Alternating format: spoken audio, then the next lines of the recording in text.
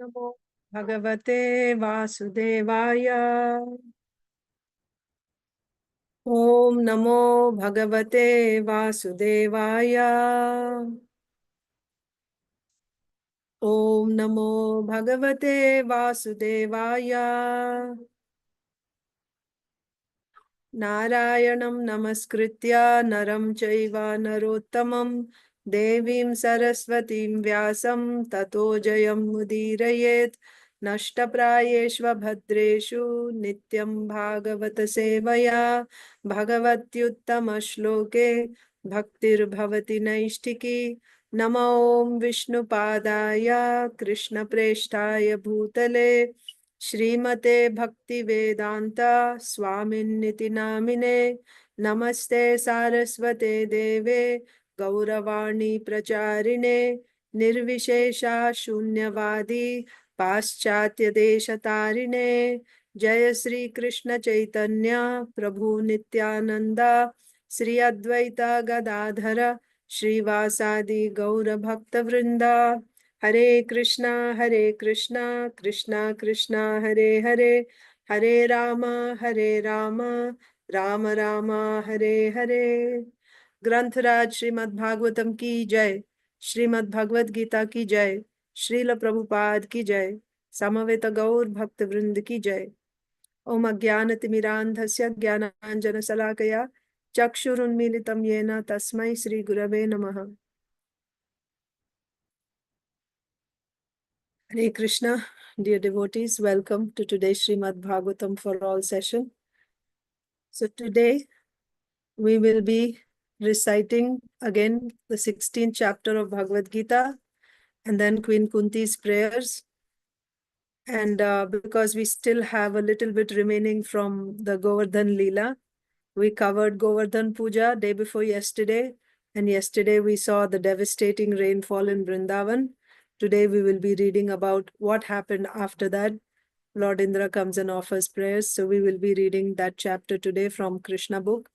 And if time permits, I can also cover something from our daily Bhagavatam reading. But if time does not permit, then we will just stop with the reading of Lord Indra's prayers. So let's begin with the 16th chapter.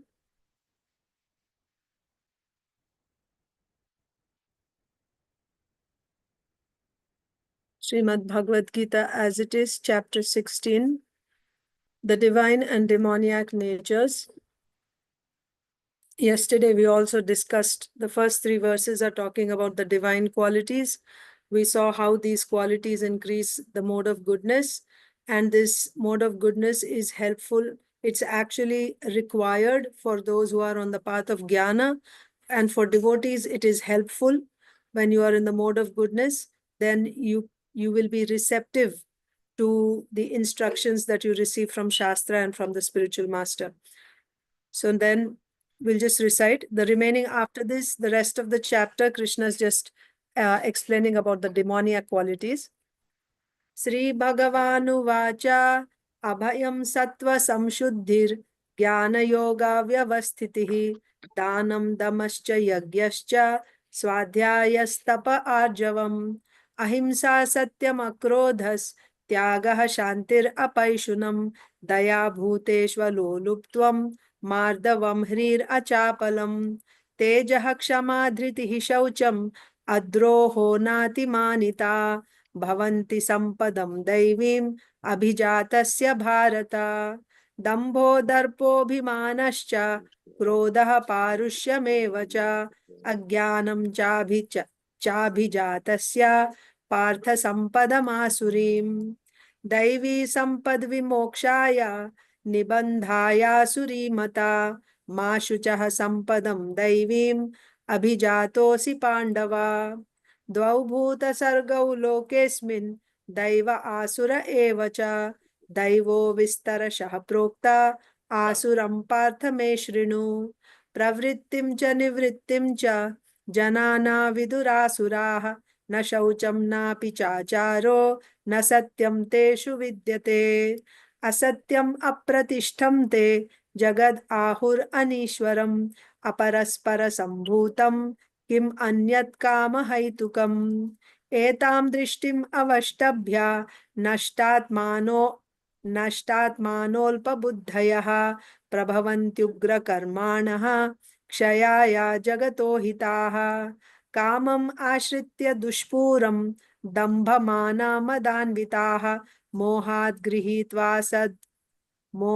गृहीत्वा सद्ग्राहान् प्रवर्तन्ते शुचिव्रताः चिन्ताम् अपरिमेयां च प्रलयान्ताम् उपाश्रिताः कामोपभोगपरमा एतावद् इति निश्चिताः आशापाशशतैर्बद्धाः कामक्रोधापरायणाः ईहन्ते कामभोगार्थम् अन्यायेनार्थसञ्चयान् इदम् अद्य मया लब्धम् इमं प्राप्स्ये मनोरथम् इदम् अस्तीदमपि मे भविष्यति पुनर्धनम् असौ मया हतः शत्रुर्हनिष्ये चापरानपि ईश्वरोऽहम् अहं भोगी सिद्धोऽहं बलवान् सुखी आढ्योऽभिजनवान् अस्मि कोऽन्योऽस्ति सदृशो मया यक्ष्ये दास्यामि मोदिष्य इत्यज्ञानविमोहिताः अनेकचित्तविभ्रान्ता मोहजाला समावृताः प्रसक्ताः कामभोगेषु पतन्ति नरकेषु च आत्मसम्भाविताः स्तब्धा धनमानमदान्विताः यजन्ते नाम यज्ञैस्ते दम्भेनाविधिपूर्वकम् अहङ्कारं बलं दर्पं कामं क्रोधं च संश्रिताः माम् आत्मपरदेहेषु प्रद्विषन्तोऽभ्यसूयकाः तान् अहं द्विषतः क्रूरान् संसारेषु नराधमान् क्षिपाम्यजस्रम् अशुभान् आसुरीष्वेव योनिषु आसुरीं योनिमापन्ना मूढा जन्मनि जन्मनि माम् अप्राप्यैव कौन्तेय ततो यान्त्यधमां गतिम् त्रिविधं नरकस्येदं द्वारं नाशनमात्मनः कामः क्रोधः तथा लोभस्तस्माद् एतत्त्रयं त्यजेत् एतैर्विमुक्तः कौन्तेय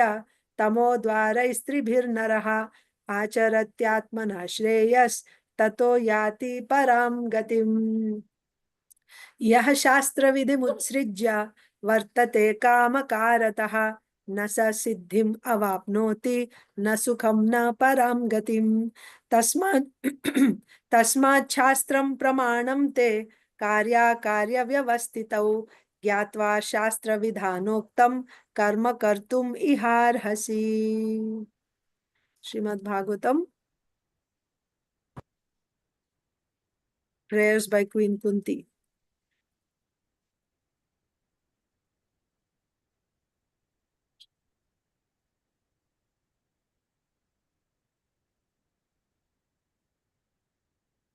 Not discussing because we don't have much time.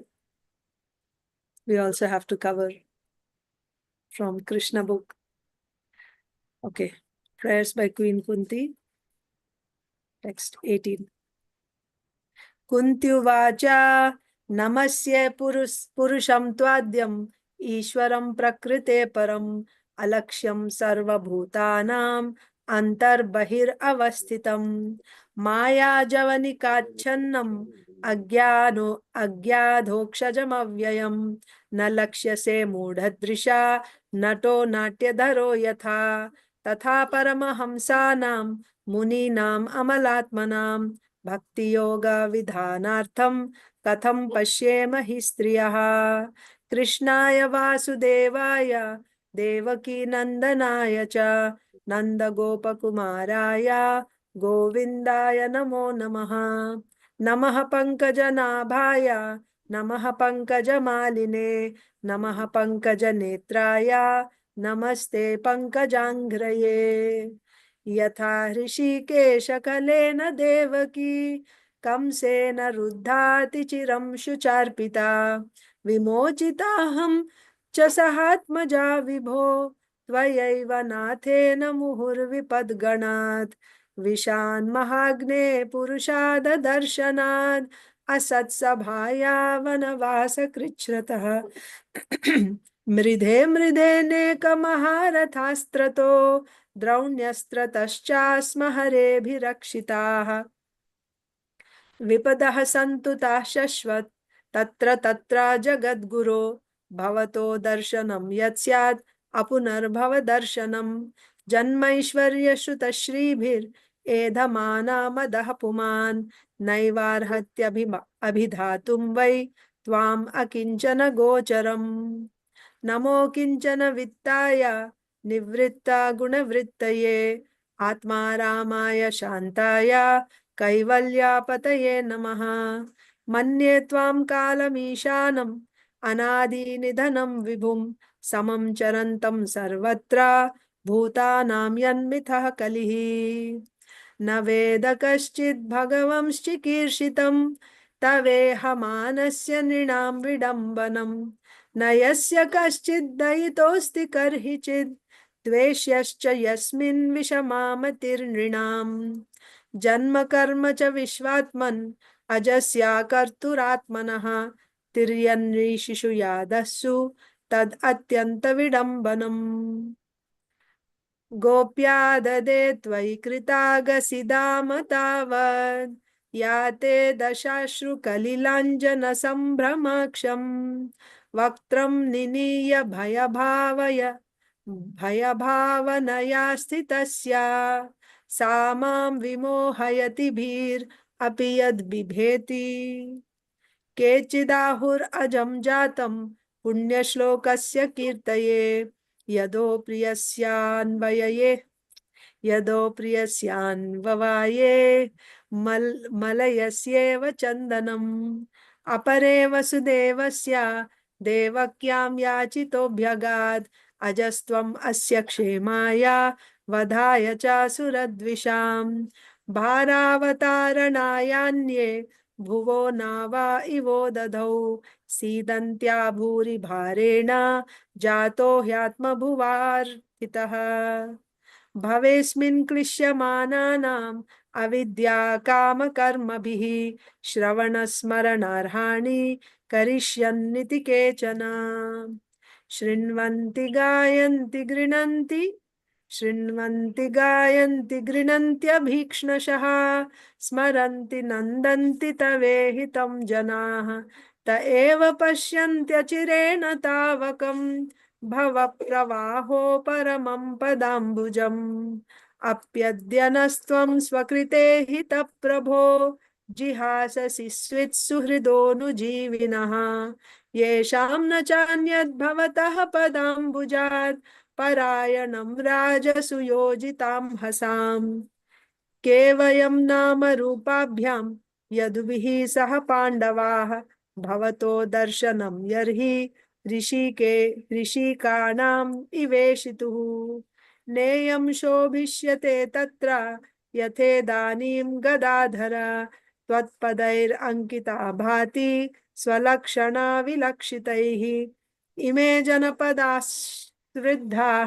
सुपक्वौषधि विरुधः वनाद्रि नद्युदन्वन्तो ये धन्ते तव वीक्षितैः अथ विश्वेश्व विश्वात्मन् विश्वमूर्ते स्वकेषु मे स्नेहपाशम् इमं छिन्धि दृढं पाण्डुषु वृष्णिषु त्वयि मे नन्य विषया मतिर्मधुपते सकृत् रतिम् उद्वहताद् अद्धा गंगे वौघम् उदन्वती श्री कृष्ण कृष्ण सख वृष्णि ऋषभावनिधृग् राजन्यवंश दहनानपवर्ग वीर्या गोविंद गोद्विज सुरार्ति हरावतारा योगेश्वराखिल गुरो भगवन् नमस्ते।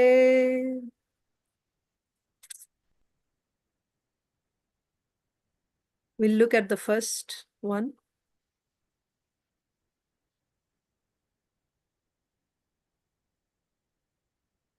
Namasye Purusham Tvadyam. Kunti Uvacha. Srimati Kunti said, Namasye, I offer my obeisances. Purusham, O Supreme Person. Tva Adyam. You are the original. You are the first. Ishwaram, controller. Prakritehe, this material cosmos.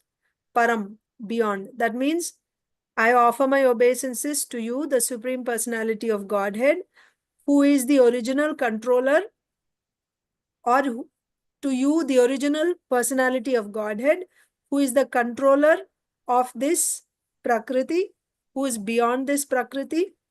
Alaksham, Laksham means that which is visible, Alaksham means who is not visible. Then Sarva Bhutanam, all living entities.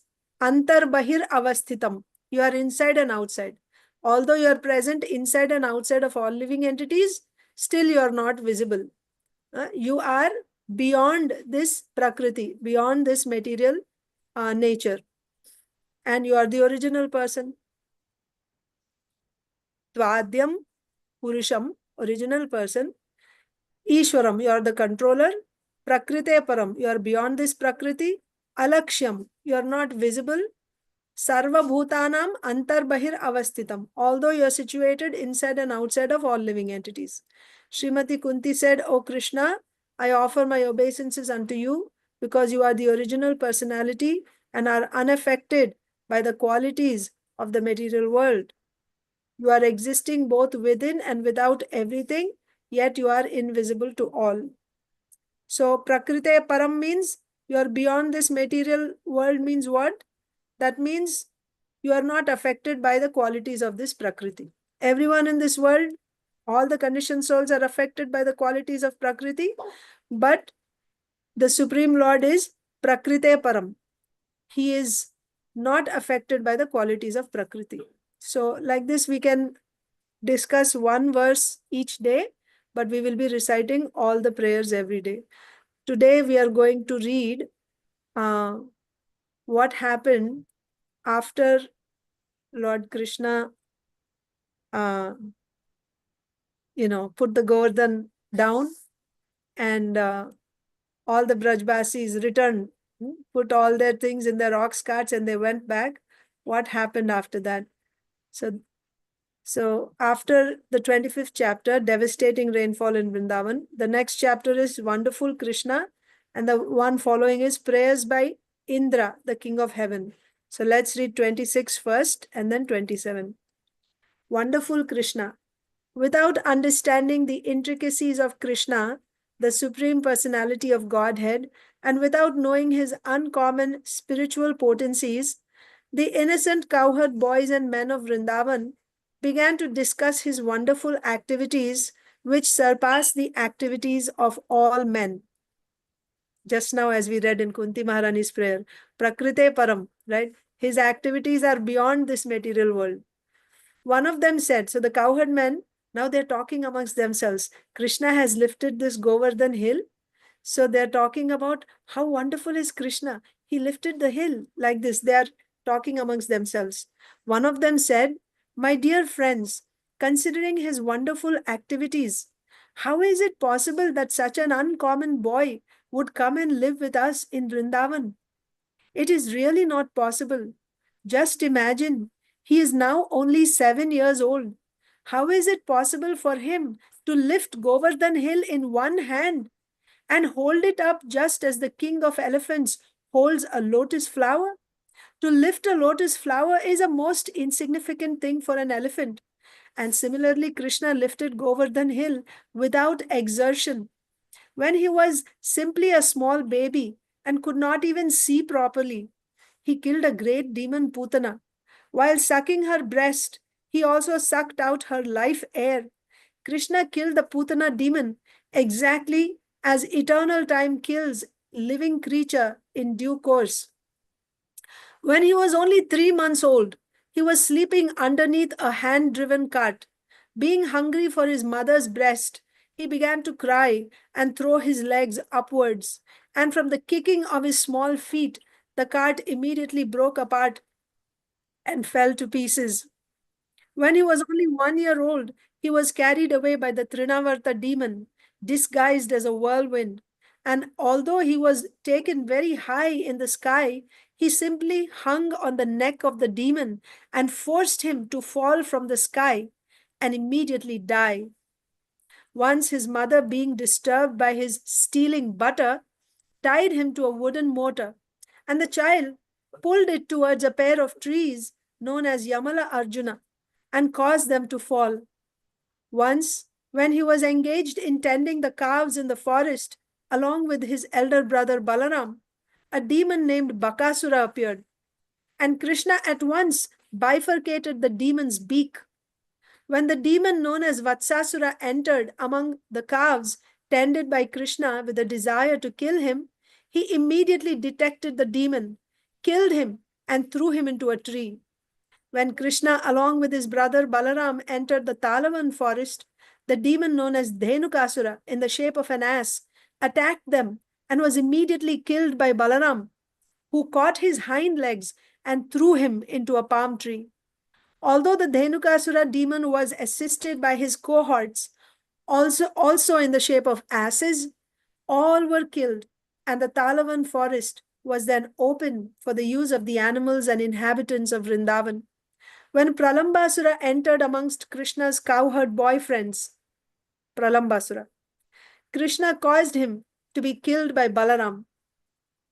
Thereafter, Krishna saved his friends and cows from a severe forest fire, and he chased the Kaliya serpent in the lake of the Yamuna river and forced him to leave the vicinity of the Yamuna.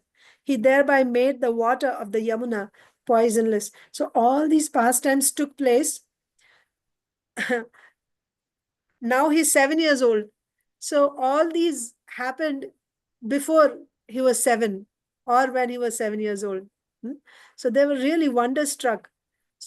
So many demons Krishna killed. Another one of the friends of Nanda Maharaj said, "My dear Nanda, we do not know why we are so attracted by your son Krishna. We want to forget him, but this is impossible. Why are we so naturally affectionate toward him? Just imagine how wonderful it is. On one hand, he's only a boy of 7 years. And on the other hand, there is a huge hill like Govardhan Hill, and he lifted it so easily. Oh Nanda Maharaj, we are now in great doubt. Your son Krishna must be one of the demigods. He is not at all an ordinary boy. Maybe he is the supreme personality of Godhead." On hearing the praises of the cowherd men in Vrindavan, King Nanda said, "My dear friends, in reply to you, I can simply present the statement of Gargamuni so that your doubts may be cleared.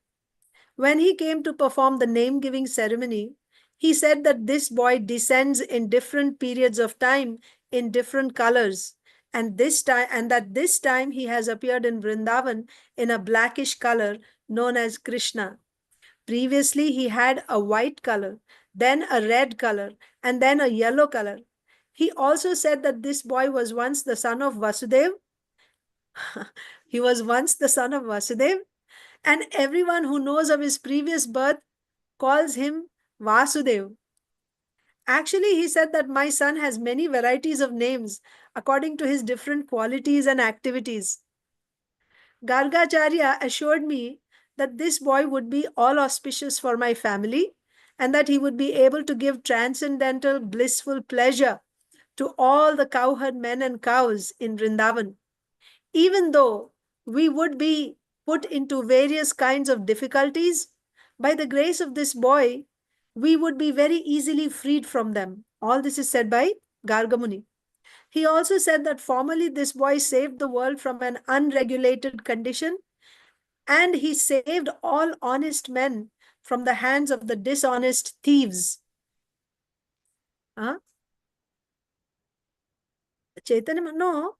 Whenever the Lord comes, yada yada hi dharmasya glanir, whenever he comes, he kills the dishonest thieves.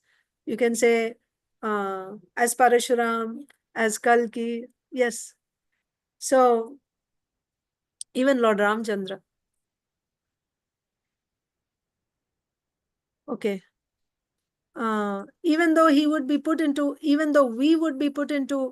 various kinds of difficulties, by the grace of this boy, we would be very easily freed from them. He also said that formerly this boy saved the world from an unregulated condition, and he saved all honest men from the hands of the dishonest thieves. Yeah, that is the Lord's purpose. Paritranaya sadhunam vinashaya cha dushkritam. He also said that any fortunate man who becomes attached to this boy Krishna, any fortunate man or woman or girl or boy who becomes attached to this boy Krishna is never vanquished or defeated by his enemy. On the whole, he is exactly like Lord Vishnu, who always takes the side of the demigods, who are consequently never defeated by the demons. Gargacharya thus concluded that my child would grow to be exactly like Vishnu in transcendental beauty, qualification, activities, influence, and opulence, and so we should not be very astonished by his wonderful activities. After telling me this, Gargacharya returned home, and since then we have been continually seeing wonderful activities of this child.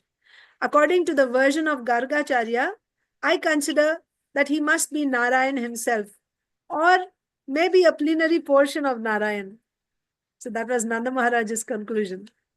When all the cowherd men had very attentively heard the statements of Gargacharya through Nanda Maharaj, they better appreciated the wonderful activities of Krishna and became very jubilant and satisfied. They began to praise Nanda Maharaj because by consulting him, their doubts about Krishna were cleared. Right? Thank you so much. You are so great. You cleared all our doubts like that.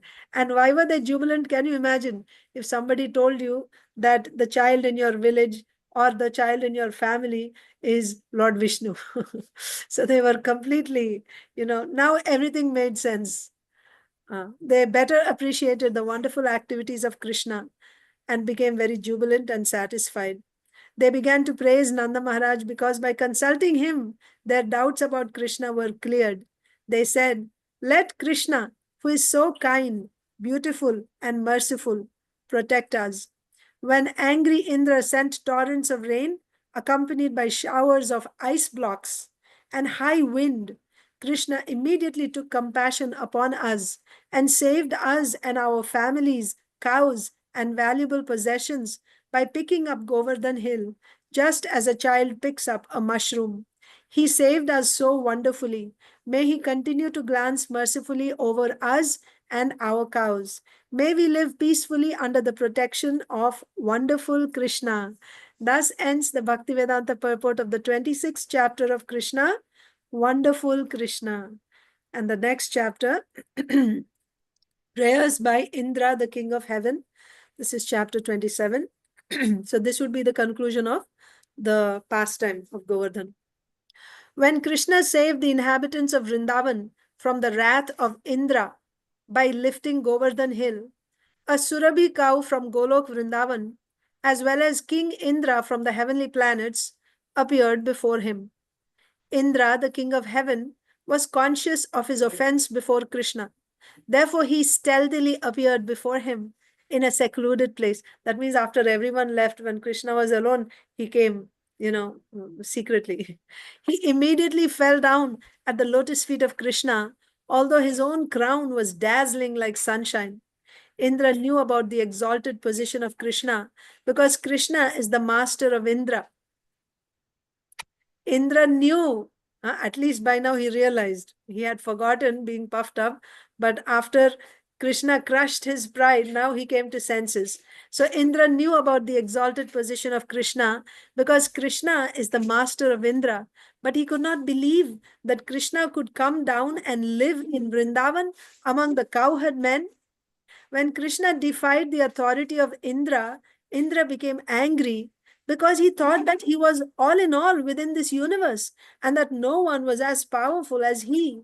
But after this incident, his false, puffed up prestige was destroyed. Being conscious of his subordinate position, he appeared before Krishna with folded hands and began to offer the following prayers. My dear Lord, Indra said, being puffed up by my false prestige, I thought that you had offended me by not allowing the cowherd men to perform the Indra Yagya. And I thought that you wanted to enjoy the offerings that were arranged for the sacrifice. I thought that in the name of a Govardhan sacrifice, you were taking my share of profit, and therefore I mistook your position. Now, by your grace, I can understand that you are the Supreme Lord, the personality of Godhead, and that you are transcendental to all material qualities. Your transcendental position is Vishuddha Sattva, which is above the platform of the material mode of goodness. And your transcendental abode is beyond the disturbance of the material qualities. Your name, fame, form, qualities, paraphernalia, and pastimes are all beyond this material nature, and they are never disturbed by the three material modes. Your abode is accessible only for one who undergoes severe austerities and penances and becomes completely freed from the onslaught of material qualities. I'll read that again. Your abode is accessible only for one who undergoes severe austerities and penances and becomes completely freed from the onslaught of material qualities like passion and ignorance. If someone thinks that when you enter within this material world, you accept the modes of material nature, he is mistaken. The waves of the material qualities are never able to touch you, and you certainly do not accept them when you are present within this world. Your lordship is never conditioned by the laws of material nature. My dear Lord, you are the original father of this cosmic manifestation. You are the supreme spiritual master of this cosmic world, and you are the original proprietor of everything. As eternal time, you are competent to chastise offenders. Within this material world, there are many fools like me who consider themselves to be the supreme Lord or the all in all within the universe. You are so merciful that without accepting their offenses, you devise means so that their false prestige is subdued and they can know that you and no one else are the Supreme Personality of Godhead. My dear Lord, you are the Supreme Father, the Supreme Spiritual Master, and the Supreme King. Therefore, you have the right to chastise all living entities whenever there is any discrepancy in their behavior. The Father, the Spiritual Master, and the Supreme Executive Officer of the state are always well wishers of their sons, their students, and their citizens, respectively.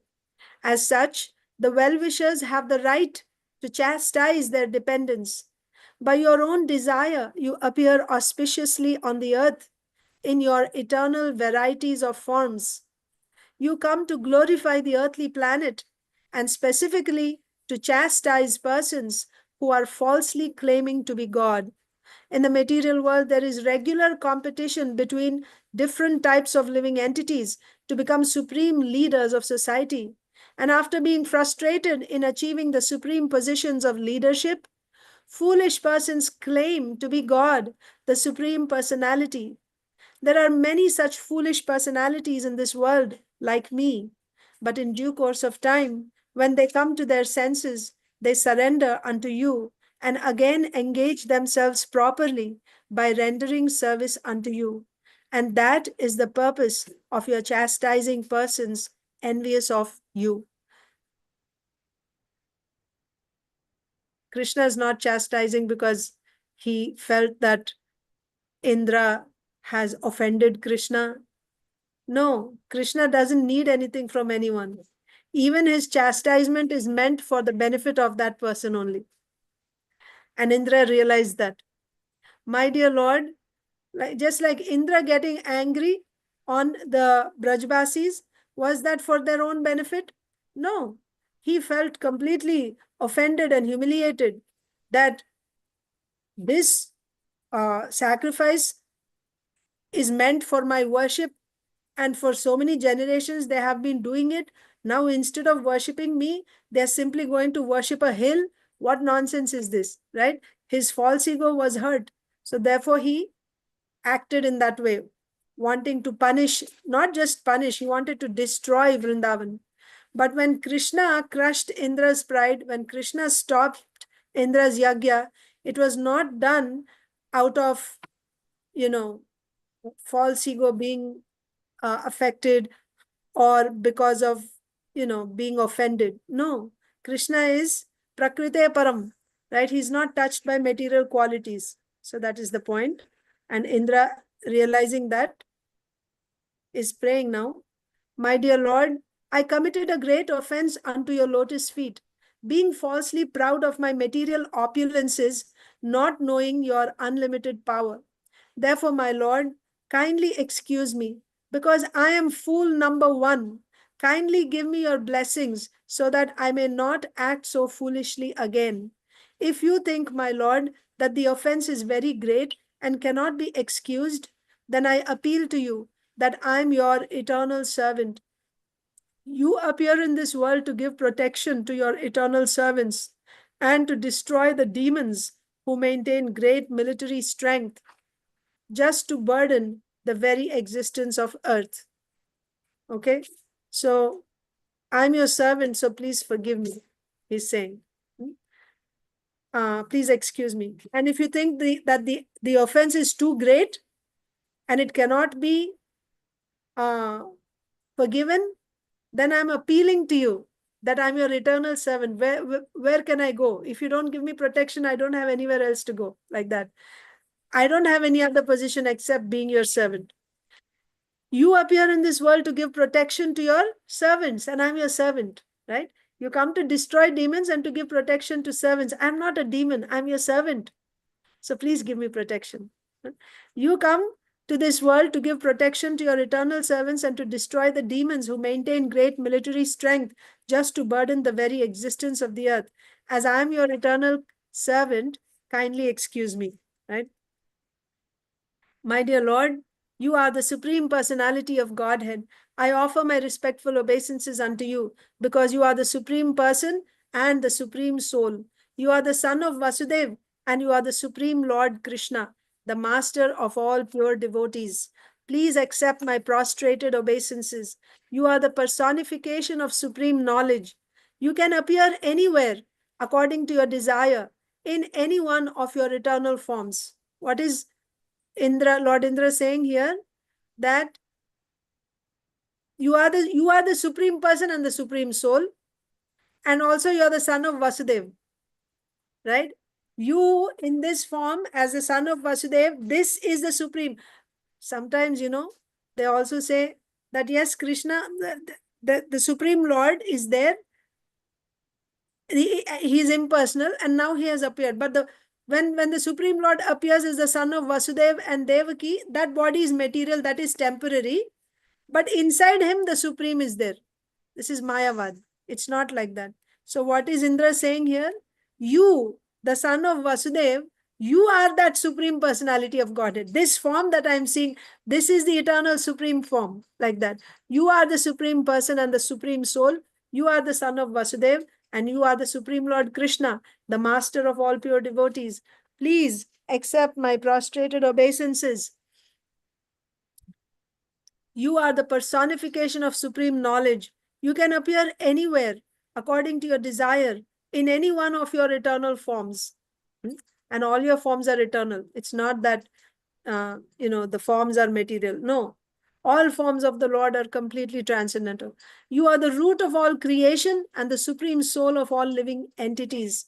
Due to my gross ignorance, I created a great disturbance in Vrindavan by sending torrents of rain and heavy hailstorm. I acted out of severe anger, caused by your stopping the sacrifice which was to be held to satisfy me. But my dear Lord, you are so kind to me that you have bestowed your mercy upon me by destroying all my false pride. I therefore take shelter of your lotus feet. My dear Lord, you are not only the supreme controller, but also the spiritual master of all living beings. So we see Indra, in his prayers, we are seeing he's recognizing Krishna as the Supreme Personality of Godhead. He's acknowledging that he has, because of false pride, because of being puffed up, he, he went again, he defied the authority of Krishna. That means he came to realization, isn't it? I'm your eternal servant. And then we will see again later on, when Krishna comes with Satyabhama to heavenly planets, Once again, he attacks Krishna. You are taking away my Parijata tree from the heavenly planet. Immediately, he is ready to fight with Krishna. Why this is happening? This is happening because of the influence of the modes of material nature. So, as long as we are under the clutches of the modes of material nature, that's why, there are devotees, but there are grades of devotees. Even Indra, see, he's directly seeing the Supreme Lord. He got punished, chastised by Krishna. He came to his senses, he realized. But that aham mameti, I and mine, that doesn't go away so easily. It doesn't go away. And especially when you have position, power, that's, if you are not a pure devotee, pure unalloyed devotee, then you will be affected by these things. Therefore, it is essential to be in the mode of goodness. That is why Nishkama Karma Yoga is essential. Nishkama Karma Yoga means you do your duty. Like Indra is the king, he is doing his duty as the king of the heavenly planets.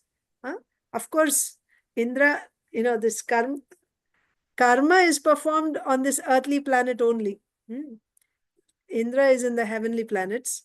But I'm just saying that Nishkama Karma Yoga means you do your duty, and while you're doing your duty, now we are affected by these modes of goodness, passion, and ignorance, isn't it?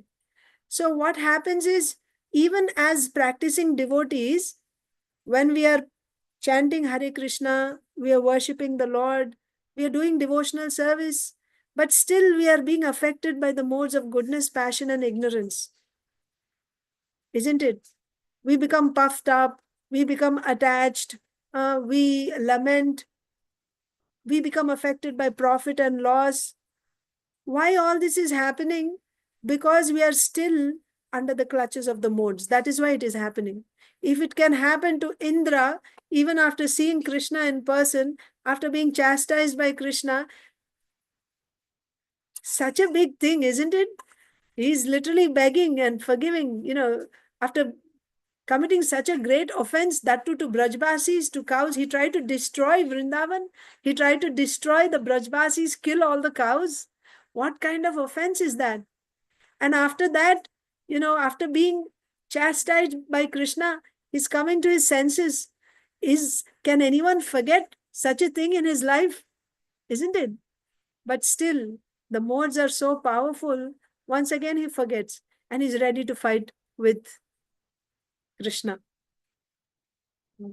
So, and it's not after a very long time. It's all in that one Leela when Krishna appeared in the 28th Dwapar Yuga, right? It's not, like again later in another Yuga, some other time. No, same Leela, same pastime.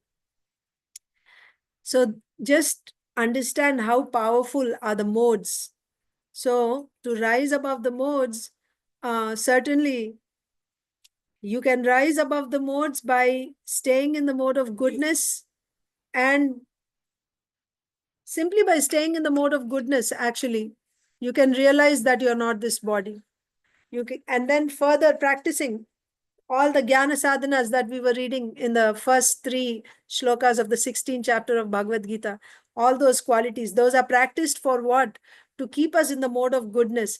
When we are in the mode of goodness, then we will get the strength also to tolerate the dvandvas, the dualities, right? Happiness and distress, honor and dishonor, praise and insult, profit and loss, victory and defeat.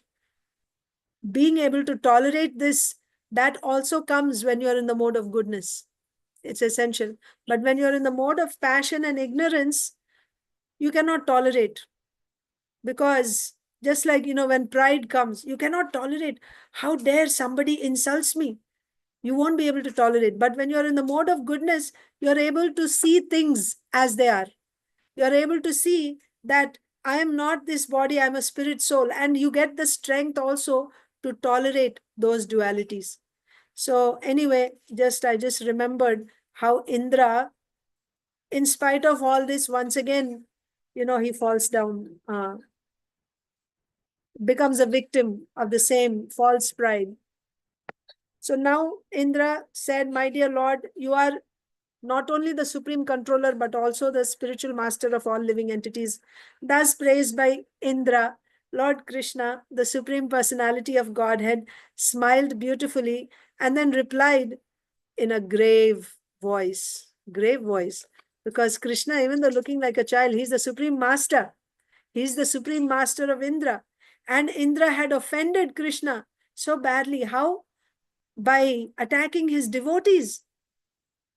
So Krishna replied in a grave voice, like a rumbling cloud, "My dear Indra, I stopped your sacrifice just to show you my causeless mercy and to remind you that I am your eternal master. I am your eternal master. I am the master not only of you, but of all the other demigods as well. You should always remember that all your material opulences are due to my mercy. No living entity can independently become opulent. One must be favored by my mercy. Everyone should always remember that I am the Supreme Lord. I can show anyone my favor and I can chastise anyone because no one is superior to me. Yes, this is not like, anyone. You cannot compare with any other person. He is the supreme authority. He has full right to chastise anyone or to give his favor to anyone without any reason. He is completely independent. I can show anyone my favor and I can chastise anyone because no one is superior to me. If I find someone overpowered by false pride, in order to show him my causeless mercy, I withdraw all his opulences. It is noteworthy that Krishna sometimes removes all of a rich man's opulences in order to facilitate his becoming a soul surrendered to him. This is a special favor of the Lord's. Sometimes it is seen that a person is very opulent materially, but due to his devotional service to the Lord, he may be reduced to poverty. Okay? Sometimes it may be seen that you are very opulent materially, but when you take to devotional service, you are reduced to poverty. For example, Pandavas, of course, they were always devotees. It's not like after they became devotees, they were reduced to poverty. But they went through such poverty. They lost their kingdom. They were insulted. They were literally, they had no home. They were just loitering in the jungles for 13 years. They even worked as servants. They were the rulers of the whole planet, and they were reduced to the position of being servants in Virata, in the kingdom of Virata. So sometimes it is seen that a person is very opulent materially, but due to his devotional service to the Lord, he may be reduced to poverty. One should not think, however, that because he worshipped the Supreme Lord, he became poverty-stricken. Right? Some people, they don't like to worship Lord Hari because Lord Vishnu, he takes away all our material opulence. But you shouldn't think like that by worshipping the Lord, you'll become poverty-stricken. The real purport is that when a person is a pure devotee, but at the same time, by miscalculation, wants to lord it over material nature, the Lord shows his special mercy by taking away all material opulences until at last he surrenders unto the Supreme Lord. Yes. So that is the thing. Because what is the highest thing that you can get? Getting some material power, okay, that is, you may see that as the Lord's favor, right? Getting a big position or getting a lot of money or being, position, fame, recognition, and money and skills. You may see these as the Lord's mercy. Yes, certainly. Without the Lord's mercy, you cannot get anything. Huh? But what is the highest blessing of the Lord? If you can get love for the Supreme Lord, that is the highest benediction of the Lord. That you won't get very easily. You cannot get it very easily. That pure, unalloyed love for the Supreme Lord, that is the highest benediction. So that is why when the Lord is exceptionally favorable to a person, when he chooses someone to receive this highest benediction, what does he do? This person is a devotee. He's already practicing devotional service, but he's also attached to some material things. The Lord takes away all the material things from that person, then you don't have anything except the Lord, because you're already a devotee, but you're getting distracted by material opulence. Then the Lord takes that away. Now all you're left with is devotional service. Now you just surrender to the Lord completely. So this is, he doesn't do this to everyone, because not everyone has the capacity to handle it, right? When the Lord takes away, then you start complaining, why you did this to me. That is why he doesn't do it to everyone. Selected few, some exceptional persons, he will do that. So they're very fortunate. The devotees who get this type of mercy when the Lord is taking everything away, as a result of which he surrenders to the Lord completely. This is the special mercy of the Lord. So, after instructing Indra, Lord Krishna asked him to return to his kingdom in the heavenly planets and to remember always that he is never the supreme, but is always subordinate to the supreme personality of Godhead. He also advised him to remain as king of heaven, but to be careful of false pride. After this, the transcendental Surabhi cow, remember, Surabhi cow had come from Golok Vrindavan Dham, right? Along with King Indra. So, the Lord told Indra to return. After this, the transcendental Surabhi cow, who had come with Indra to see Krishna, offered her respectful obeisances unto him and worshipped him. The Surabhi offered her prayer as follows: My dear Lord Krishna, you are the most powerful of all mystic yogis, because you are the soul of the complete universe, and only from you has all this cosmic manifestation taken place. Therefore, although Indra tried his best to kill my descendant cows in Vrindavan, they remained under your shelter, and you have protected them all so well. We do not know anyone else as the supreme, nor do we go to any other god or demigods for protection. Therefore, you are our Indra. Indra means what? Indra means king. So, Surabhi is saying, you are our king. We don't go to anyone else for protection. You are our Indra. You are the supreme father of the whole cosmic manifestation, and you are the protector and elevator of all the cows, brahmanas, demigods, and others who are pure devotees of your lordship. Namo Brahmanya Devaya Go Brahmana Hitaya Cha Jagat Hitaya Krishnaya Govindaya Namo Namah. So you are the protector of the cows, brahmanas, demigods, and all pure devotees. O super soul of the universe, let us bathe you with our milk, for you are our Indra. O Lord, you appear just to diminish the burden of impure activities on the earth. Then the Surabhi cow bathed Krishna with her milk, and Indra bathed him with the water of the celestial Ganges, Mansi Ganga, through the trunk of his carrier elephant. After this, the Surabhi cows and all the demigods and their mothers joined the heavenly king Indra in worshipping Lord Krishna by bathing him with Ganges water and the milk of the Surabhis. So first the Surabhi cow bathed, then King Indra bathed using, with the Ganga water from the heavens through Airavata's trunk. Then all the demigods, one after another, they were performing Abhishek of Krishna with milk from Surabhi and Ganges water from the heavens. Thus, Govinda, Lord Krishna. So at this time, Krishna is given the name Govinda. Govinda means one who gives pleasure to the cows. Surabhi is so pleased. She's saying, you are our Indra, you are our protector. So Krishna gets this name Govinda.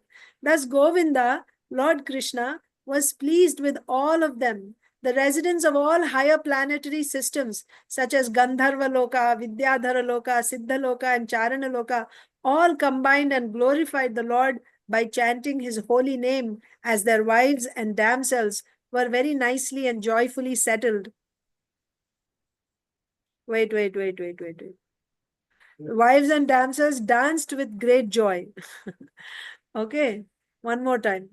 The residents of all higher planetary systems all combined and glorified the Lord by chanting his holy name, as their wives and damsels danced with great joy. So they were chanting, the husbands were chanting, the wives were dancing.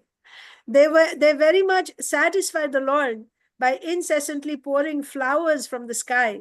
When everything was very nicely and joyfully settled, The cows overflooded the surface of the earth with their milk. The water of the rivers began to flow with various tasty liquids, not just water, all types of juices, etc., right? Tasty liquids. So the water of the rivers began to flow with various tasty fluids and give nourishment to the trees, producing fruits and flowers of different colors and tastes. The trees began to pour drops of honey, the hills, and so everyone is expressing uh, his joy or her joy, the trees, the rivers, right? The fruits, everybody is so pleased. The hills and mountains began to produce potent medicinal plants and valuable stones. Because of Krishna's presence, all these things happened very nicely. And the lower animals who were generally envious of one another were envious no longer. Even the animals were not envious anymore. After satisfying Krishna, who is the lord of all the cows in Vrindavan and who is known as Govinda, King Indra took his permission to return to his heavenly kingdom. As he passed through cosmic space, he was surrounded by all kinds of demigods. This great incident is a powerful example of how Krishna consciousness can benefit the world. Even the lower animals forget their envious nature and become elevated to the qualities of the demigods. Thus ends the Bhaktivedanta purport of the 27th chapter of Krishna, Prayers by Indra, the king of heaven. So that's the conclusion of this festival, Govardhan Puja festival, and the 7 days that follow after that. So we are still in that period. Govardhan Puja was on Saturday, today is Monday. So until Friday, right, or until next Saturday, there is devastating rainfall. And then next Saturday, all this pastime happens. Lord Indra will come and offer his prayers, and they perform Abhishek of Krishna, and how the whole world is completely pleased and and they give up, even the animals give up their envious nature because of the presence of Krishna. So this is the benefit of Krishna consciousness. Everyone is benefited. Now, let's just read Srimad Bhagavatam, what we are reading every day, so that we got a gap in between. At least we will try to remember where we are, so that tomorrow we'll just continue with our regular flow. We were reading from Srimad Bhagavatam, Canto 10, Chapter 4. The chapter is entitled The Atrocities of King Kamsa. And we saw that Kamsa's ministers were advising him to kill all the babies born in the past 10 days, and that the demigods were very insignificant, very fearful of Kamsa. Kamsa need not worry about them. What to speak of the other demigods? Even Lord Brahma, Lord Shiva, and Lord Vishnu, they go into hiding. So Kamsa shouldn't fear the demigods.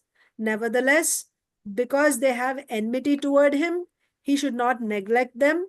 Because if you neglect a disease, then Amaya, remember Amaya, overeating, eating too much ghee. If you neglect it, then soon the disease will become so acute that it becomes incurable. Or similarly, the senses, if you don't regulate them initially, when you just let them go, when they become uncontrollable, then later on they create such great havoc. You won't be able to progress in spiritual life because the senses are completely uncontrolled. So best is to regulate them in the beginning. So therefore, you should not neglect these demigods. Even though they are insignificant, they can be controlled very easily now. Thinking them insignificant, don't neglect them, because they have enmity towards you. Because of this enmity, they can prove to be very dangerous in future for you. Like this, they were advising Kamsa. And what did Kamsa do after hearing all this? No, they are still speaking. So the last verse we read was the foundation. So now what are they going to do?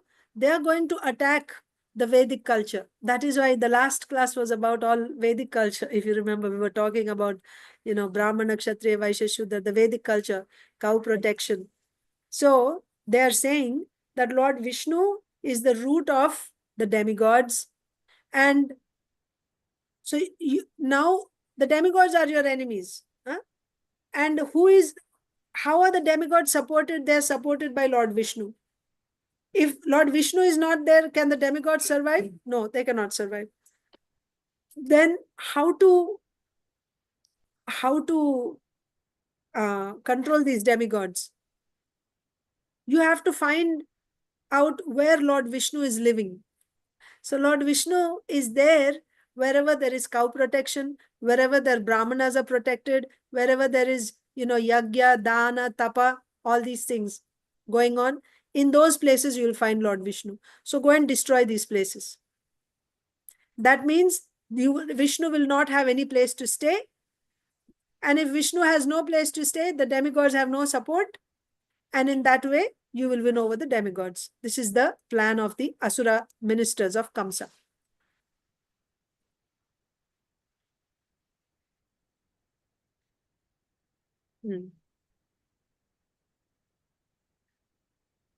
Prabhupada said, in this demoniac civilization, people unfortunately do not understand that the self-interest of human society lies in Vishnu. Vishnu is the center. But in a demoniac civilization, there won't be any talk of Vishnu, no worship of Vishnu. But still, they want to live peacefully and comfortably in this world. That is only durasa. Durasa means you are hoping against hope. It's not going to be fulfilled. So, unless the devotees and demigods predominate, the asuras will increase. So, the asuras are always constantly trying like this to suppress Lord Vishnu, to remove Lord Vishnu from the center, and at the same time, they want to become happy. That's not going to happen. Now, if you want to be happy, you have to be God conscious. If you're not God conscious, if you're not Krishna conscious, you cannot be happy. But the asuras will constantly try to suppress God consciousness. And what do? They attack the Vedic culture. They say the Vedic culture is not possible. Cow protection is not possible. In cities, can you keep cows in your homes? No, you're not allowed to do that. Can you keep cats and dogs? Of course. Even in a small apartment, no problem. You can keep cats and dogs, and all arrangement, all around, the building will be filled with the stool of dogs and cats, no problem. But cows you cannot keep. It's against, law. Now, what to speak of in the Western world, even in the cities in India, wherever there are cities, you understand that is modes of passion and ignorance. So systematically, Kali's agents, right? They stop this cow protection, Brahminical culture, and Brahminical culture. Brahminical culture includes protection of Brahmanas, the activities of Brahmanas like yagyas, and protection of women, protection of old men, protection of children. All this will be completely, what do you say, not just, what is the word, discouraged, not only discouraged, but destroyed, systematically destroyed. Then when this is not there, Lord Vishnu is out of picture. And when Lord Vishnu is not there, they rule. They rule because now they don't have an opponent, they rule. So if you want to become happy, what is the solution? Prabhupada is saying, unless the devotees predominate, the devotees take over, they rule the society, the asuras will increase and the human society will be in a chaotic condition. And more it will be moving in that direction only. Now the next verse, Tasmat sarvatmana rajan brahmanam brahmavadinaha tapasvino yagyashilan gascha hanmo havirdughaha. Tasmat sarvatmana rajan. Tasmat, therefore, sarva atmana, in every way, in every respect, rajan, O king, brahmanan brahmavadinaha. What is brahmanan? The brahmanas, brahmavadis, who maintain Brahmavada means what? Yesterday in Govardhan Puja, we were discussing how Krishna is speaking about Karmavada. Karmavada means those who are promoting karma. That philosophy which promotes karma. You should do only karma. Forget about worshipping, forget about gods, demigods. You simply worship your karma. That is called karmavada. Here it is said brahmavada. Huh? Brahmavada means promoting Brahminical culture. Brahma means Vedas. Okay? Brahma means Vedas. Brahma means actually the absolute truth, right? And Brahma means the Brahminical culture, that culture which is aimed at achieving that supreme Brahman, attaining that supreme Brahman. By following this culture, one can actually reach the goal of transcending this material existence and once again connecting with the supreme absolute truth, who is Lord Krishna. So Brahmanam, the Brahmanas, Brahmavadinaha, that, right? Brahmavadinaha means who maintain the Brahminical culture which is centered around Vishnu. Brahmanas who maintain Brahminical culture. Okay? Brahmanas who maintain Brahminical culture. Tapasvinaha means tapasvis, those who are performing austerities. Yagya Shilan. Yagya Shilan means those who are engaged in performing yagyas, those who are dedicated to performing yagyas. Who are they? All these are Brahmanas. Brahmanan. Brahmavadinaha. They promote Vedic culture. And in Vedic culture, Lord Vishnu is the center. Tapasvinaha. They are austere. Tapasvis. Yagyashilan. They are dedicated to performing yagyas. Gashcha hanmo havir dughaha. Gah. Gah cha. Gah means what? Like go. Cows. So gashcha, persons engaged in protecting cows. So these are Brahmanas and here are Vaishyas. Hanmo means we will kill. Havir dughaha. Havi means what?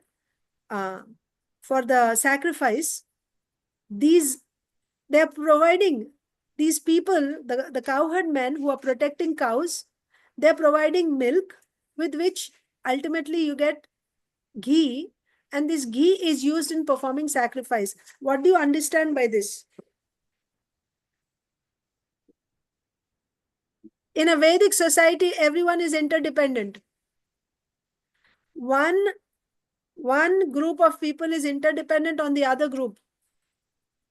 And the benefit is reaped by everyone. Ultimately, everyone is moving towards spiritual progress. They're making spiritual progress, moving towards the final destination. What do we need to do? We have to perform yagyas for the satisfaction of the Supreme Lord. What will happen when you perform yagya? How do you perform yagya? Fire sacrifice. You need brahmanas to perform fire sacrifice. What else? You need ghee. Where does ghee come from? From cows. Ghee comes from milk. Milk comes from cows. And cows are protected by the Vaishyas. Cow protection. Then Kshatriyas. Kshatriyas should protect the people so that they can carry out. The Vaishyas can do their cow protection peacefully without any interference. And the Shudras can assist the Vaishyas, Brahmanas and Kshatriyas in their activities, with the goal that everyone is doing yagya for the satisfaction of the Supreme Lord. And by this performance of yagya, one is making progress in spiritual life. So where is sense gratification here as the goal of life? Sense gratification is not goal of our life. Sense gratification may come, but that is not the goal. The goal is spiritual progress. And that has to be taught to the people. That has to be taught. What is happening now is, even after taking to devotional service, people are thinking that by doing devotional service, I will get good sense gratification. That's a big mistake. That's a big fault, big flaw. That by doing devotional service, Krishna will be pleased with me, and by that, he will give me enough sense gratification. He will give me material results. He will solve my problems of life, material problems of life. Now I'm having some problems, that problem will be solved. What is the problem in doing that? Srila Prabhupada also explains, I think in Ishopanishad. I think it is in Ishopanishad. What is the problem thinking like that? The problem is, if you are performing devotional service to solve a material problem which you are going through, as soon as that problem is solved, because your impetus for devotional service was to solve that material problem, once that problem is solved, you won't have any impetus to continue devotional service. One more problem is there. If you say that by performing devotional service, your material problem, as preachers, all of us here, we talk to devotees, we talk to people in general, and we tell them about Krishna consciousness.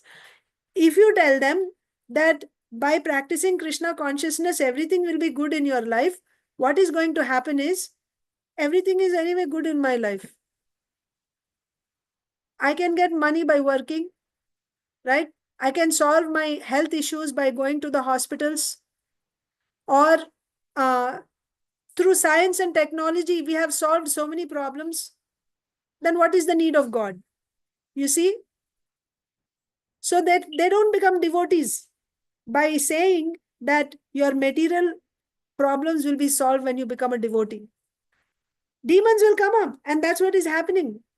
In the society today, it's a demoniac society, Ugra Karma. Ugra Karma means this is against the natural lifestyle which is given by the Lord. And purposely, whether it is Kali Yuga or Dwapar Yuga, demons are always demons. You see, even in Satya Yuga, what did Hiranyakashipu do? Hiranyakashipu said, go after Hiranyaksha was killed, he wanted to take revenge on Lord Vishnu. What did he do? Go and destroy all the Goshalas. Go and destroy all the yagyas. Plunder all the temples. No worship should go on. No yagya should go on. This is the nature of the demons. It does not matter how nicely they dress up, how sophisticatedly they speak, and so on and so forth. Demons are demons. Their program is to remove Vishnu from the picture, to destroy the Vedic culture. Just look at the world around us. We cannot even grow our own food. You cannot grow your own food. This is demonic culture. Whereas Vedic civilization is opposite.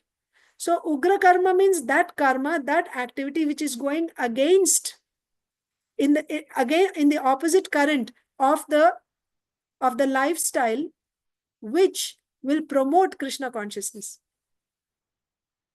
The lifestyle which promotes Krishna consciousness is Vedic lifestyle. The whole purpose of this material world, of taking birth in this material world, the real purpose is to, somehow or other we are here, we have to transcend this material existence. So the plan is already there. Krishna has given us Brahman, Kshatriya, Vaishya, Shudra, right? And duties for each, and how you should earn your livelihood.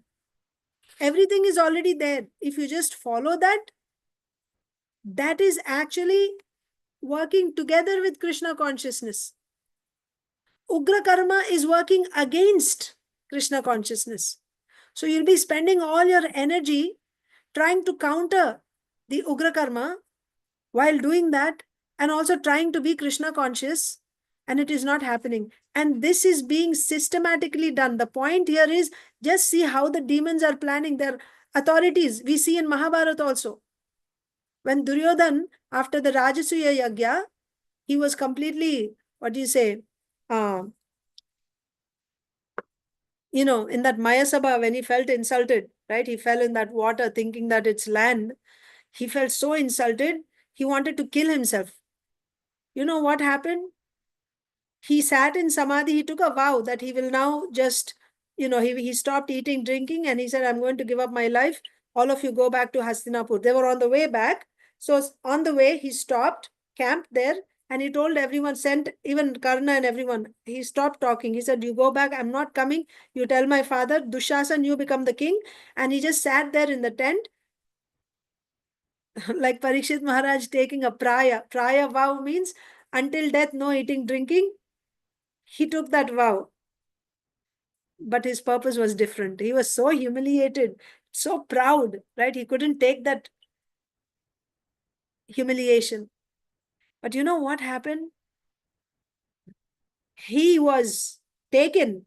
His gross body was here, but his subtle body, him, the soul and the subtle body, were taken. He was brought in the presence of Danavas. So there's a planet where the Danavas or the Rakshasas live, the Asuras, the demons live. They brought him there and they said, "What are you doing? We have big plans that we want to fulfill through you. If you kill yourself, if you end your life here, we are all depending on you. The whole plan is going to be spoiled. Already many Danavas have taken birth on the earth as different kings. We are all waiting for that final battle of Kurukshetra. You don't worry. You are not alone. You're thinking you're alone." Why Duryodhan wanted to kill himself? Because he could see in the Rajasuya Yagya the position of Yudhishthir Maharaj, how powerful he was. He was the emperor, and all the kings on all the planets, they came, I'm sorry, on this planet, all the various kings, they came and they were uh, subordinate, surrendering, offering gifts to him, accepting Yudhishthir Maharaj as their leader. So what chance did Duryodhan have now to fight with Yudhishthir and defeat him? He was burning with envy, Duryodhan.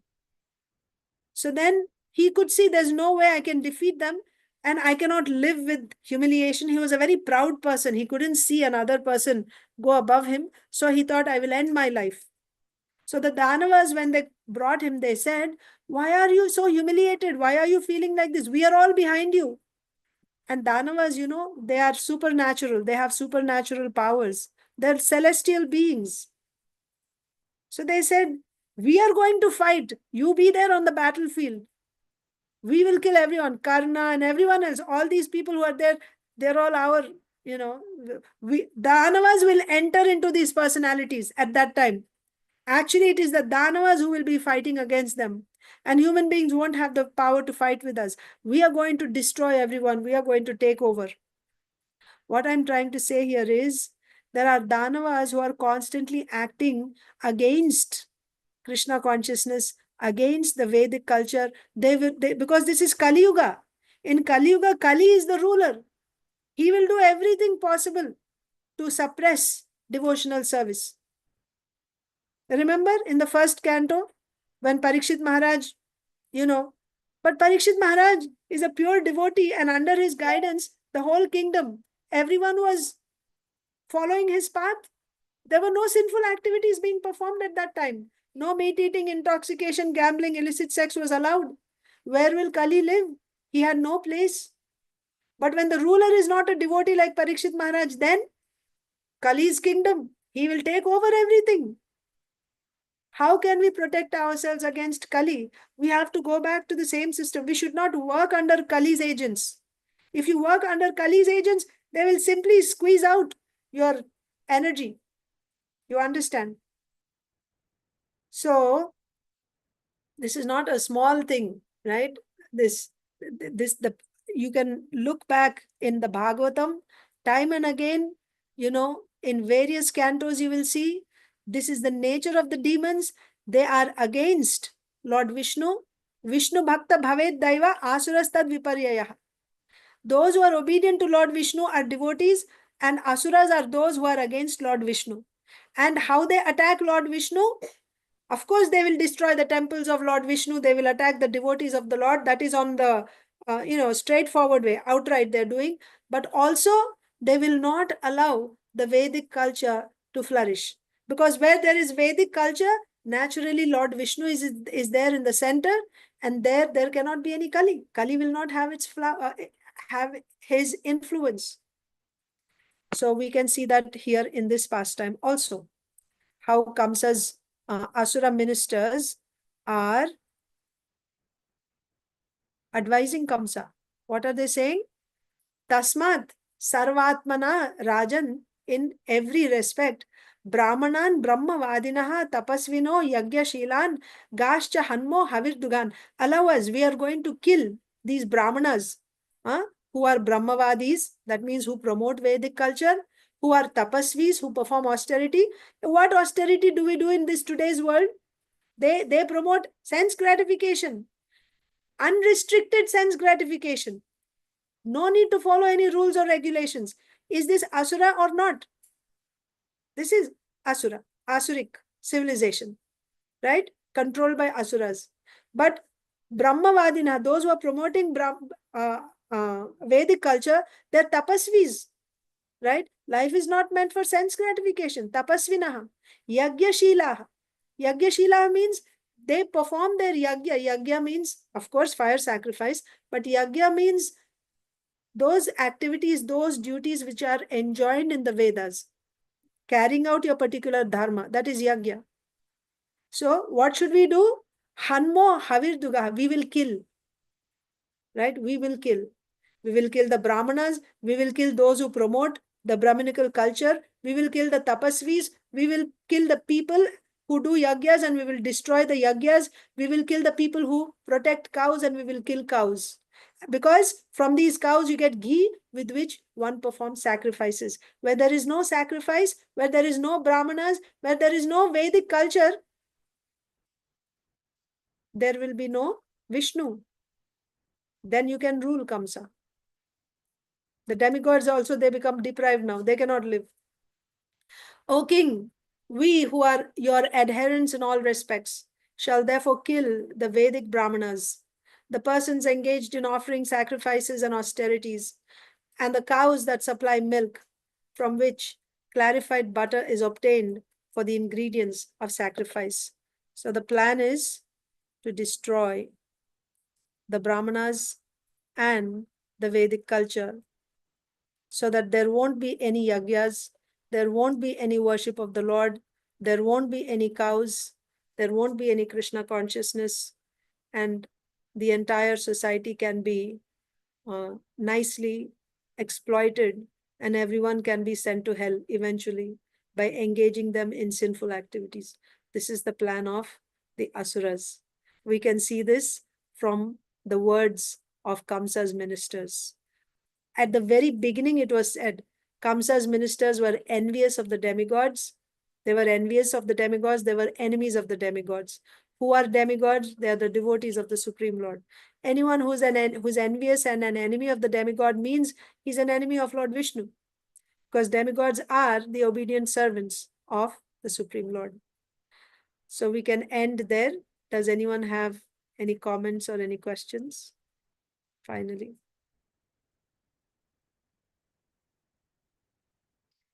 Mataji? Yes, Priyanka Mataji. Hare Krishna, Mataji. Please accept my humble obeisances. Please accept my humble obeisances. Jai Srila Prabhupada. Jai Srila Prabhupada. Mataji, I don't have a question from today class, but just a small query. Like, is the Bhagavad Puran and the Srimad Bhagavatam are two different things? No, same. Same? Yeah. Okay. Because I heard in one of the class that somebody asked this thing and the speaker said that he said some differences, but I couldn't understand that. So I thought I will ask Mataji. I'll tell you what happens. Actually, Vyasdev, first of all, Vyasdev gave us, originally there was only one Veda. Yajur Veda was there in the previous yugas. But before Kali Yuga, seeing the degraded condition of the people of Kali Yuga, Vyasdev divided that one Veda into various portions. So he took all the mantras from this original Veda called Yajur Veda. He took all the mantras that are to be recited by, so there are 4 priests in a yagya. So what do you find in the Vedas? Vedas are mantras in the form of mantras. And these mantras are chanted by the priests who are performing yagyas. In a fire sacrifice, there are 4 priests sitting on 4 sides. There is Brahma, Udgata, then what are the 4 names of the 4 priests? Anyway, so there are 4 priests sitting in on the 4 sides of the yagya. So each priest chants the mantras, certain mantras, and not all of them are not chanting the same mantras. So what Vyasdev did was he took all the mantras that are to be chanted by one priest, he gave it to him, and that is called the Rig Veda. Then another set of mantras, all the mantras that are to be recited by the second priest, that is given as Samaveda. Then another set to the third priest, Atharva Veda, and still And then the mantras to be recited by the fourth priest are given as Yajurveda. That's also called Yajurveda. Now, still some are left in the original stock from which he took the Puranas and Itihasas. So, Puranas are also there. So, what did Vyasdev do? He gave us 18 Puranas, taking from that stock only. After Rig, Sama, Yajur, Atharva Vedas, still there were Puranas and Itihasas in that original Veda. So he took those. Puranas and Itihasas are not like the Vedic mantras. They are given in the form of stories, history, Puranas and Itihasas. So Puranas are again, broadly you can say there are 18 types of Puranas. So 18 Puranas, and those 18 Puranas are also three sections. Puranas meant for people in the mode of goodness, Puranas in the mode of for people in the mode of passion, Puranas for people in the mode of ignorance. It does not mean that the Puranas themselves are in goodness, passion, and ignorance, because Vedas are transcendental. The Veda is transcendental. It is not written by anyone. Like the Lord is eternal, the Vedas are also eternal. From that Veda, Puranas and Itihasas are also taken, so they are also transcendental and eternal. Only difference between the four Vedas, Rig, Sama, Yajur, Atharva, and Purana Itihasas is that these four are given in the form of mantras, and mantras have to be recited with a certain meter, and it's quite complex. The language is Sanskrit language is very complex in the four Vedas. You need some qualification to recite those mantras. Whereas for the Puranas, you don't need such high qualification, right? Puranas are available for everyone, even for not just the lower classes, Shudras, but even women can recite, and anyone can take benefit. And it is still transcendental like the Vedas. It's not inferior in any way. On the contrary, because the Vedas are in the form of mantras, Puranas give explanation, just like all the four Vedas. So Vyasadev gave four Vedas and Puranas, Itihasas, still some mantras were remaining. Those mantras he just added in Yajur Veda. In this way, the one Veda he divided into Rig Veda, Sama Veda, Yajur Veda, Atharva Veda, Puranas, Itihasas, like this. Puranas and Itihasas are called Panchama Veda. Now, in the Puranas, I told you, first six are for goodness, people in goodness. Next six are for people in passion, and last six are for people in ignorance. In those first six, which are meant for people in goodness, one of the Puranas is Srimad Bhagavatam. Okay?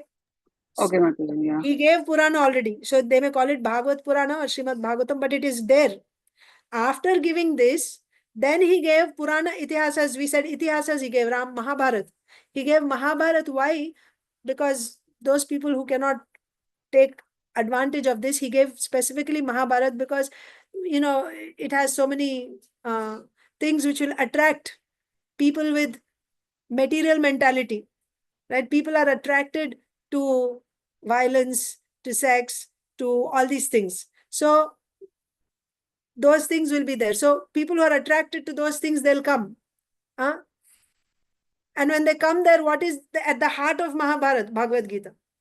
So to attract those people who will not directly come, if you told them we are going to speak philosophy, they won't be interested. But if you said we will show a drama, we'll show a movie, and it's a love story, or it is this and that, there is war and there is intrigue, then they will come.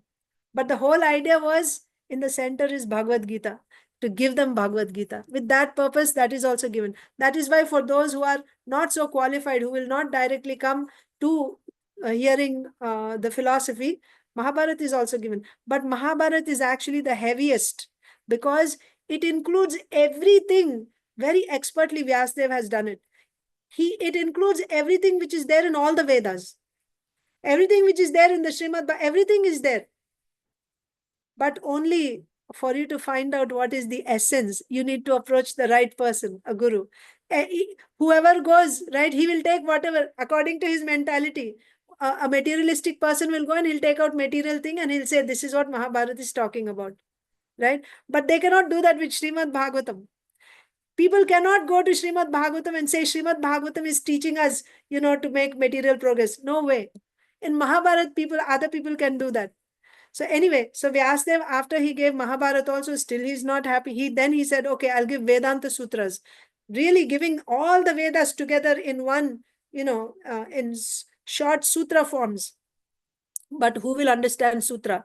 Sutra means it's like a capsule, right? So much is there inside, just one line. So someone has to open it. So he himself, after Narad Muni came, after giving Vedanta Sutras also, he was not happy. He gave Vedas, then he gave Vedanta Sutras also, right? But still he's not happy because he did not emphasize that the goal of life is Panchama Purushartha Bhakti. Bhagavatam was given before also, but it was not given the way Vyasadeva gave finally after giving Vedanta Sutra.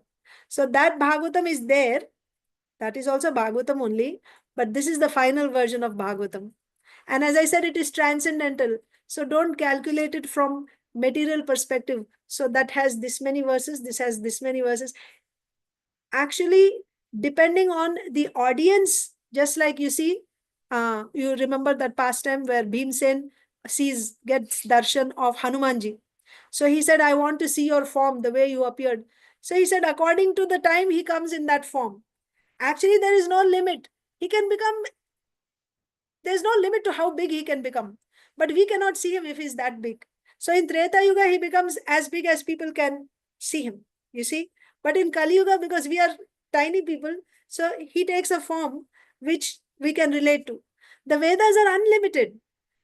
Even like, that's why, if we try to go by this, what do you call, ascending process through research, if you're trying to understand the scriptures, understand the, the limits of spiritual world or spirituality, we will never be able to find out. We'll never be able to find out.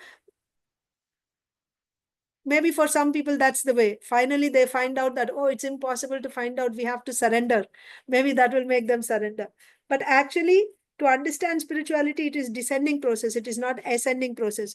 What I'm trying to say here is, the Vedas are like the Supreme Lord. The way the Lord has no limit, the way the Lord has no beginning, similarly the Veda also has no beginning, no limit, it's unlimited. According to the requirement in our particular universe, Brahmaji, ours is the smallest universe. That's why Brahmaji has only 4 heads. At the beginning of creation, from the Lord within the heart of Brahma, right? He revealed this Vedas. Tene Brahma Hridaya Adikavaye. That Brahma Hridaya Adikavi. Adikavi is Brahma. That Brahma which is revealed in the heart of Adikavi Brahma, that Brahma is Vedas. That it doesn't mean that he got the entire Veda in his heart. He only knows that much which is required for him to manage this universe, this small universe. And we see from other pastimes, there are Brahmajis with 10,000 heads, million heads. That means their universes are much bigger. There he will need more Veda, more knowledge. He will require much more. So there he will get many, many more verses than what our Brahmaji knows. And similarly, when you come down from Brahmaji, Brahmaji has Vedic knowledge which is required for this whole universe. As you come down to lower planets, in the heavenly planets also they need Veda. Vedas are required for everything. To do any activity, you need Vedas. Any type of activity, spiritual progress, material activity, war, education, cooking, you name it. Any type of activity, knowledge is coming from the Vedas. So in the heavenly planets, they have much more. It's vast, much more vast than what we have. Another example, Srimad Bhagavatam spoken by Brahmaji to Narad Muni. Only 4 verses. Krishna spoke to Brahmaji. 4 verses we see in the 2nd canto, Chatushloki Bhagavatam. That same Bhagavatam, now 18,000 shlokas we have. That means it's unlimited.